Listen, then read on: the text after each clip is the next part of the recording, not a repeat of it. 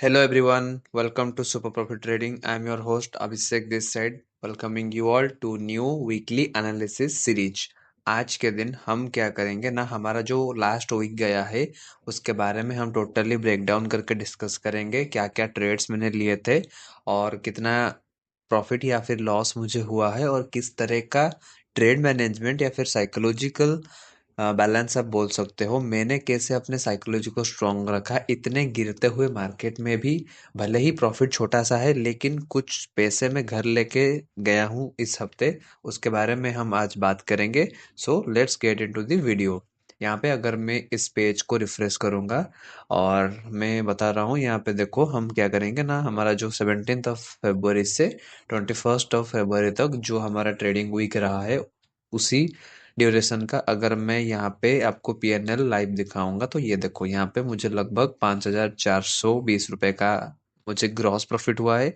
Charges वगैरह काट कुट के मुझे लगभग 3,880 रुपए का मुझे नेट प्रॉफिट हुआ है। अभी इन हफ्तों में सिर्फ एक ही दिन हमारा लॉस हुआ था और बाकी के सारे दिन हम अच्छे खासे प्रॉफिटेबल रहे हैं। अभी हम बात करेंगे कि ना ये जो लास्ट 3 ट्रेडिंग डेज है हमारा, उनमें से अगर आपको याद हो, अगर आपने पिछला वीडियो देखा हो, तो मैंने इन सारे डेज में एक वीडियो बनाया है किस दिन मेरा क्या क्या ट्रेड पे रिजल्ट रहा था और किस तरह का साइकोलॉजी मैनेजमेंट या फिर ट्रेड मैनेजमेंट मैंने किया था। उस पे मैं एक डिटेल वीडियो पहले भी बना चुका हूँ। अभी मैं फिलहाल सिर्फ लास्ट 2 डेज का बताऊंगा और ओवरऑल ये हफ्ते जो जो इम्पोर्टेंट केस हुआ है मेरे साथ उसके बारे में भी आपको बताऊंगा। पहले हम स्टार्ट करेंगे ना, ये जो लॉस वाला दिन था हमारा, यहाँ पे देखो 19 फरवरी को मुझे 917 रुपए का लॉस हुआ था। अभी चलते हैं 19 फरवरी पे। 19 फरवरी पे अगर आप देखोगे, 2 ट्रेड्स मैंने लिए थे, आईआरसीटीसी एंड टीसीएस। अभी गलती मैंने क्या किया, आईआरसीटीसी में देखो, यहाँ पे मैं अगर आपको बताऊंगा, आईआरसीटीसी में मैंने क्या किया ना, आरबीएनएल में अच्छा गुड न्यूज़ आया था, कुछ डील्स वगैरह उनको मिला है।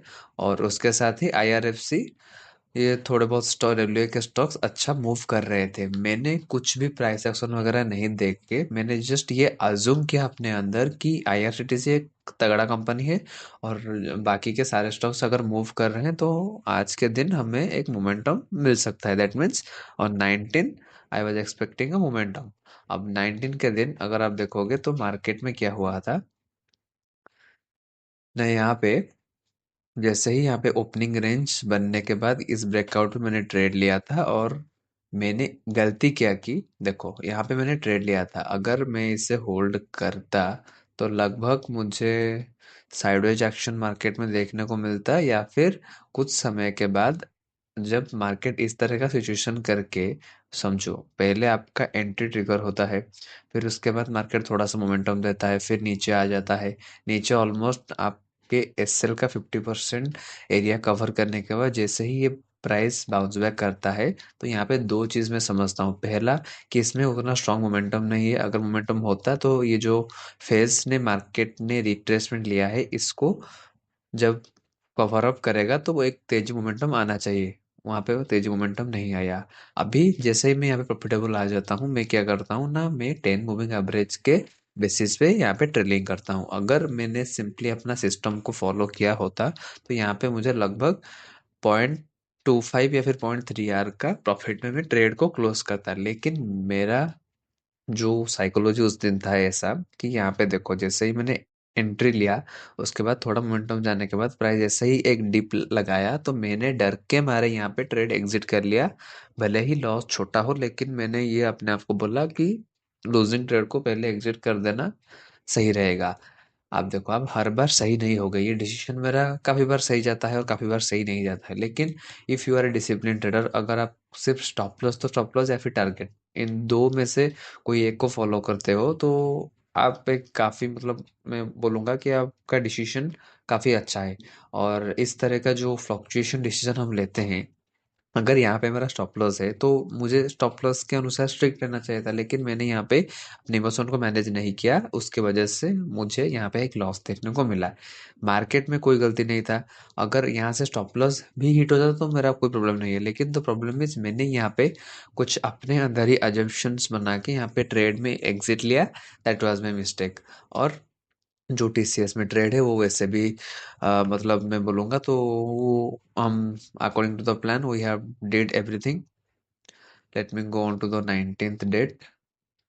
19 या ओके देखो, यहाँ पे मैंने ज़्यादा बोलूँगा तो क्या कि हमने यहाँ पे ज़्यादा कुछ दिमाग नहीं लगाया है। जिस तरह का सेटअप हमारा था और जिस तरह का चीज़ हम फॉलो करते हैं उसी तरह का ट्रेड मैंने यहाँ पे लिया था और अच्छा खासा मुझे रिजल्ट मिला। दैट टू बी मैंने आईआरसीटीसी में जो गलती की थी वहाँ पे, यहाँ पे वही गलती मैंने नहीं की है, इसलिए मैं बता रहा हूँ ये ट्रेड हमारा अच्छा गया।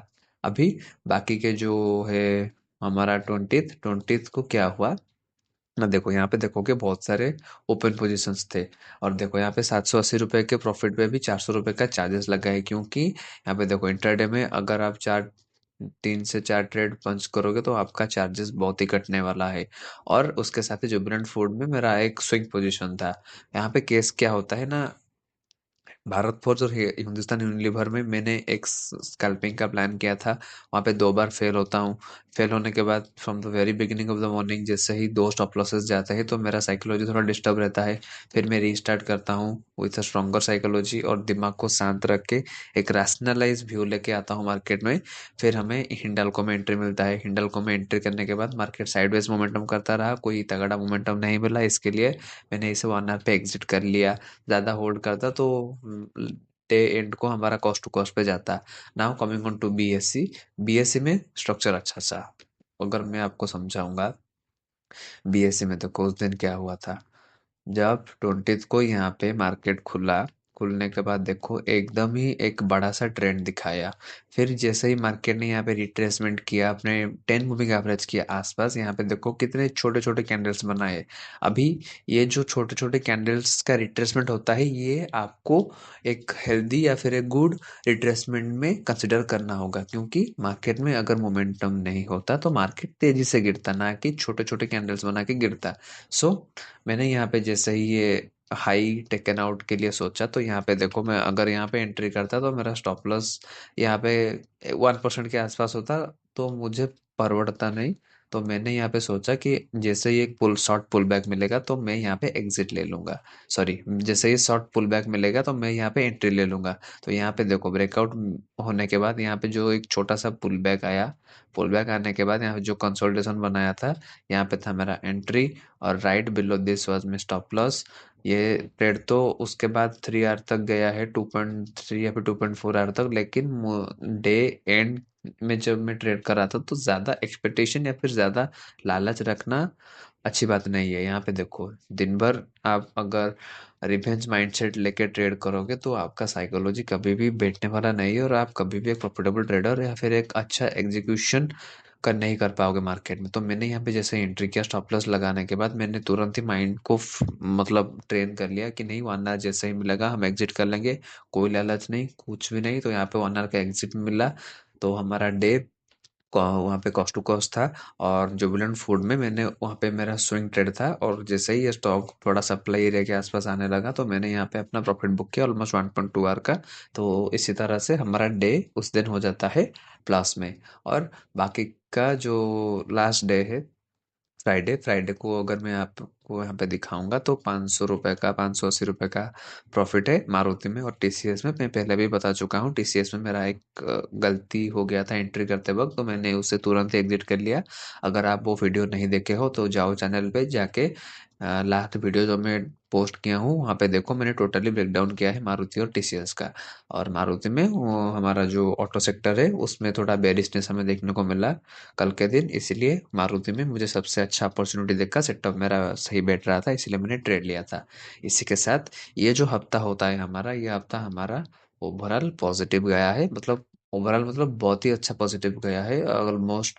मैं अगर आपको बताऊंगा तो मेरे कैपिटल का 2% का रिटर्न में जनरेट किया हूँ इस हफ्ते, तो क्वाइट वेरी इंटरेस्टिंग वीक। अगर मैं पिछले हफ्ते की बात करूंगा तो पिछला हफ्ता हमारा माइनस में गया था।